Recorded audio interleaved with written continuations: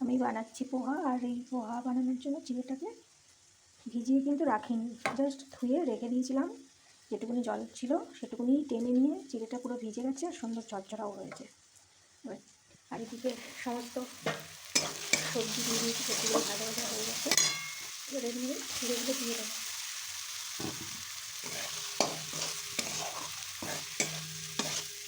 আর আমি কিন্তু সবজির মধ্যেই একবারে স্বাদ মতো লবণ আর অল্প একটু চিনি দিয়ে দিয়েছিলাম।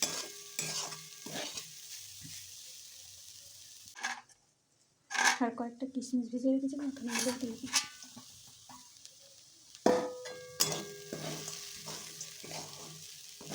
কি সুন্দর লাগছে কালারিং কালারিং, আর সব ফ্রেশ ফ্রেশ সবজি, ফ্রেশ মটর, গাজর, ফুলকপি, আর কি জানি দিয়েছি, আর দিয়েছি আলু। এই যে সকাল সকাল একদম ফ্রেশ ফ্রেশ সবজি নিয়ে এসছে, সবজি দিয়ে বানাচ্ছি পোহা। একদম ফুলকপিটা কি সুন্দর, এর মধ্যে আছে লাউ, এর মধ্যে আছে ওই গাজর, মটরশুঁটি, এসব না। ওখানে সবজি দেখালাম, ওটার মধ্যে আছে বিনস, গাজর, এর মধ্যেও আছে খানিকটা গাজর আর মটরশুঁটি। মটরগুলো একদম ফ্রেশ, কি সুন্দর, আর গাজরগুলো এত ভালো, আমি তো কাঁচা কাঁচাই খাবো এখন একটু পরে। পোহা হয়ে গেছে, রেডি। এবার নামানোর আগে দিয়ে দিলাম একটু ধনে পাতা ফ্রেশ, ধনে পাতাটা দিয়ে নেড়ে চেড়ে গ্যাসটা অফ করে দেবো।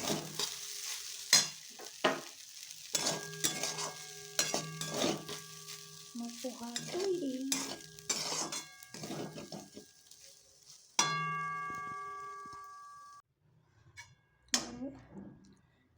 মেয়েকে দিয়ে আসি খেতে।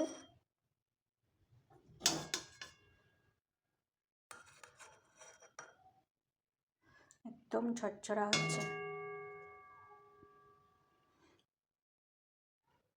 দেখতেও সুন্দর লাগছে, হেলথের জন্য ভালো, আবার পেটটাও অনেকক্ষণ ভরা থাকবে এই খাবার খেলে।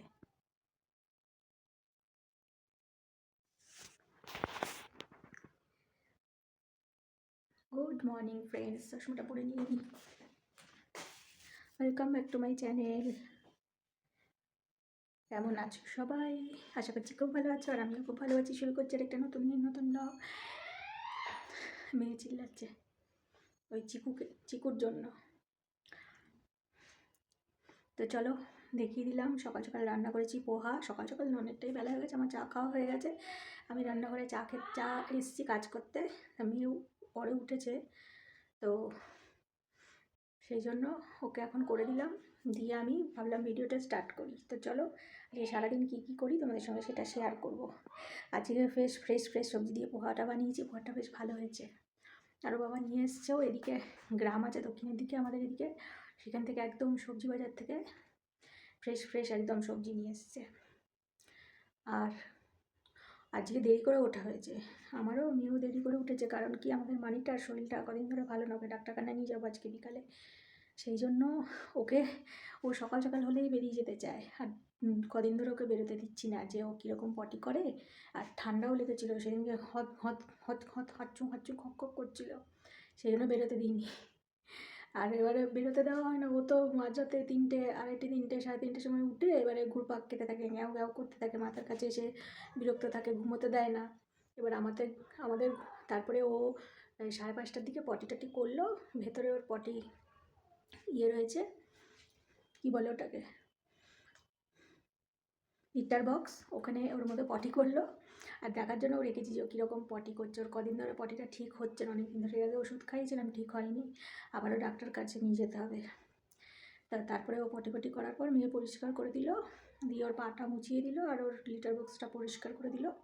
তারপরে আমরা দুজনে একটু শুলাম, মেয়েও মানিও শুলো, তারপর আমরাও শুলাম। তারপরে উঠেছি ওই 9:30, আমি উঠেছি ওই 9:30 একটু আগে আর কি। তারপরে মানিও, আমি বাথরুম এসে তারপরে মানি উঠলো, তারপরে বেরোলো, তো সেই জন্য দেরি হয়ে গেছে। তো চলো আজকে এখন কী কী কাজ করছি সেগুলো তোমাদের সঙ্গে। আর এই যে ফ্রেশ সবজি দেখালাম, আমাদের ছাদেও কিন্তু অনেক কিছু হয়েছে। এর আগে দেখিয়েছিলাম মালবেরি, আরও কিছু আমিও ছাদে ধনেপাতা গাছ লাগিয়েছি, সেগুলো হয়েছে, সেগুলো তোমাদের সঙ্গে শেয়ার করব। দেখি যদি পারি তো বিকালে গিয়ে সেগুলো তোমাদের সাথে শেয়ার করব। তো ঠিক আছে, এবারে কাজ করে নিই। এই যে মাংস চিকেন বার করে রেখেছি, এখন এগুলো সব ধোবো, পরিষ্কার করবো, তারপর রান্নাবান্না শুরু করবো। এই যে মাছ কটা আছে, ভাবছি ভেজে আমি খেয়ে নেবো। আর এখানে নিচে আছে চিকেন, এই যে বাসন কোসন সব আছে, এগুলো ধোবো, পরিষ্কার করবো, তারপর রান্না বসাবো। আর কত সবজি নিয়ে এসছে, বারণ করেছি তাও এক গাদা সবজি আরও আছে। এই যে ঝিঙেটা কি বাজে, পেঁপে,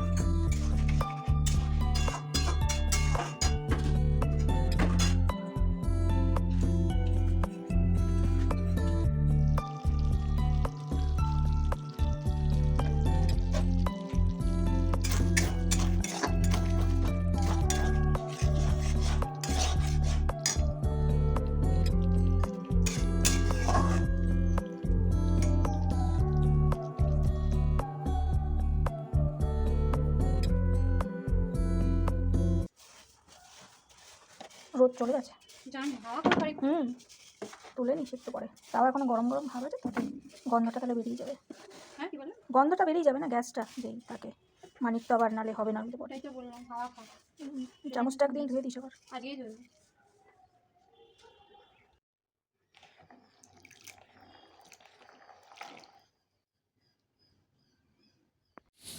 এই যে দেখো বন্ধুরা, লাউটা এনেছে, তাই আমি দেখে ভাবছিলাম সবজি বেছানোর সময় যে লাউটা এইভাবে কাগজ দিয়ে মোড়া না কেন। ও মা, এখন ফ্রিজে ঢোকাতে গিয়ে দেখি লাউটা তো এক সাইড ভালো কিন্তু আরেক সাইড পচা।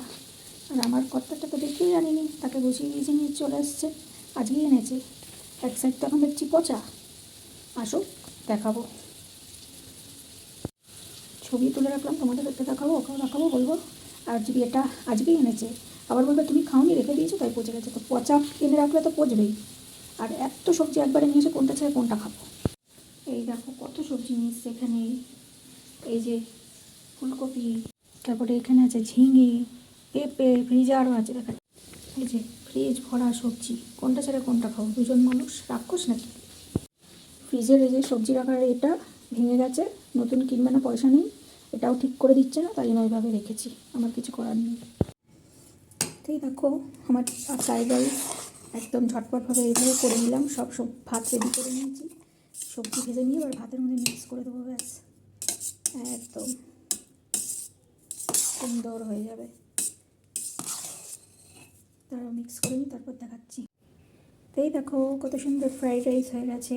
ফ্রাইড রাইস একদম সিম্পলভাবে, সব অন্য সময় একদম অনুষ্ঠানের সময় তখন করলে আর একটু ভালো করে ঘি, তারপরে গরম মশলা, তারপরে বাদাম টাদাম কিশমিশ টিশমিশ এখন একদম, আজকে তো রেগুলার দিনে ওই এক ভাত তরকারি ভালো লাগে না খেতে, তাই ভাবলাম একটু সবজিপাতিও রয়েছে, ফ্রাইড রাইস মতো করে নিই, ভালো খাওয়া হবে।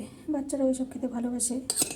আর ঘি দিইনি, তেল দিয়ে ভেজেছি, এখন ওপর দিয়ে একটু ঘি ছড়িয়ে নিচ্ছি, তাই একটু ঘি ঘি গন্ধ হবে, ভালো লাগবে। দেখো রান্না করতে করতে ঠান্ডা হয়ে যাচ্ছে, গলছেও না, ঘি ও গলে যাবে আস্তে ধীরে। ঘিটা একদম ভালো না, কোনো গন্ধই নেই, ঘি দিয়ে দেখাচ্ছি কোন ঘি, এই যে আশীর্বাদ ঘি, ভালো না, না কোনো স্বাদ আছে না কোনো ঘি গন্ধ আছে, এর থেকে তো ঝর্ণা ঘি ভালো।